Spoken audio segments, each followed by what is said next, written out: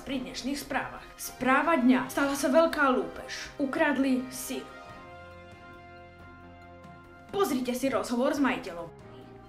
Uchády môj zhacný schyl, toto ich vidie nos chmár. Pustíme si radšej ďalšiu správu, ale predtým reklama. Máte pocit, že jeden pohár na pivo nestačí?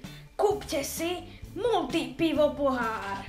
Len za neskutočných 99,99. Ak zavoláš do 3 minút, dostaneš týchto legendárnych 500 korún a 5-minútovú zároku. Neváhaj a volaj. Za vadu produktu my nemôžeme. Produkt je nevrátený. Poštovňa len 499,99. No nekúp to. Práve nám prišla najnovšia správa, že vinník ukradnutého syru bol nájdený. Bola to mačka. Mačka bola vzatá i hneď do väzby, ale teraz sa pozrieme na niečo pozitívneho. Máme tu pre vás prichystaný list nadchádzajúcich filmov. Iron Bee, Bean Rider, Bean z Karibiku, Twilight a veľmi očakávaný film Adolfa Spielberga, Avatar.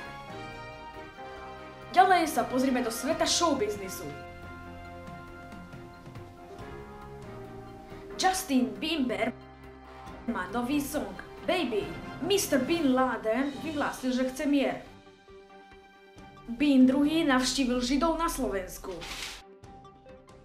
Barack Bean vyhlásil kampaň na post prezidenta v roku 2008. Počkaj, 2008 už bolo. Či? Našli sa pozostatky Beana Washingtona. Jeho sehená kosa vydrážila za vyše $20 miliónov. Harry Bean zasiahol svoju sestru kliatbou a teraz je z nej žaba. A prejdeme na šport. Juventus vyhral nad FC Barcelonou. Skóre bolo 21 po predĺžení. Real Madrid si kúpil nového hráča, Cristiano Pitbull. Za 40 bedien kostí a 2 výživné stravy pre psy. Po zápase Slovanu sa strhla nehorázna bitka.